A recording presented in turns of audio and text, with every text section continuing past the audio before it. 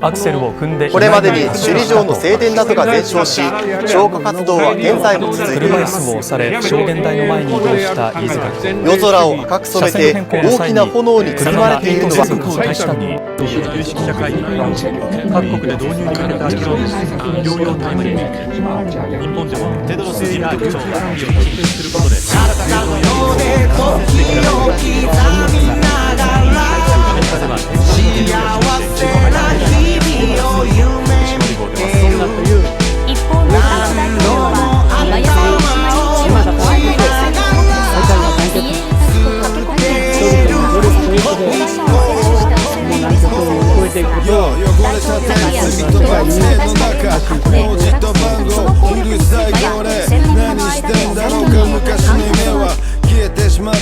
一人考えた明日が幸せになるのならと選んだ道は騙し合いだった。ブラックマニー交渉100円単位、徐々に幸せとは逆に歩いた。理想と現実傷口にしよう、消しても消しても消えない過去、それなら一層飲み込んで歩こう。俺でも見えたかすかな希望は今も変わらずある胸の中、置いてきたネガティブ塀の中、嘘でもまだ間に合うまず一歩、過去は過去金じゃ買えないタイム。No pain no gain 夢みたいな話、それでも挑戦夢みたいな暮らし、いや普通の暮らしがいいかな、もしいやこの手にしたいあったかい家、フラッシュバックとこのいかれた頭で暗中模索は未だに続く。誰もが待ってる死への順番、一回のライフ笑ったもん勝ちやん。片方で時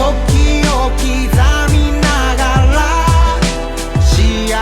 せな日々を夢見てる。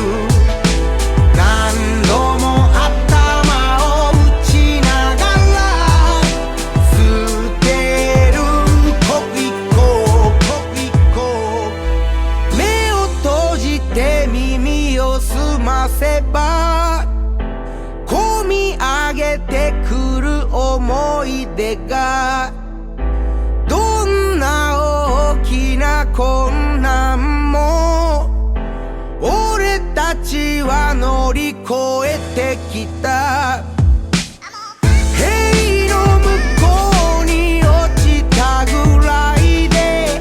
今さら弱音吐くもんか。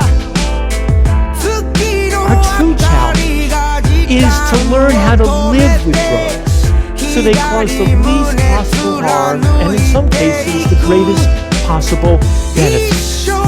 I'll tell you something else I learned, that the reason some drugs are legal and others not has almost nothing to do with science or health or the relative risks of drugs, and almost everything to do with who uses and who is perceived to use particular drugs. Now, in the late 19th century, when most of the drugs that are now illegal were legal, the principal consumers of opiates in my country and others were middle-aged white women, using them to alleviate aches and pains when few other analgesics were available. And nobody thought about criminalizing it back then because nobody wanted to put grandma behind bars. But when hundreds of thousands of Chinese started showing up in my country, working hard on the railroads and the mines, and then kicking back in the evening just like they had in the old country with a few puffs on that opium pipe,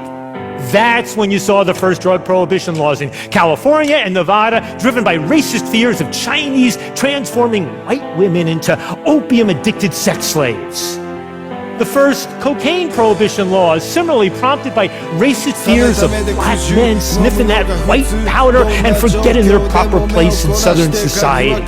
And the first marijuana prohibition laws, all about fears of Mexican migrants in the West and the Southwest. And what was been true in my country is true in so many others as well, with both the origins of these laws and their implementation. Put it this way, and I exaggerate only slightly, if the principal smokers of cocaine were affluent older white men and the principal consumers of Viagra were poor young black men, then smokable cocaine would be easy to get with a prescription from your doctor, and selling Viagra would get you 5 to 10 years behind bars.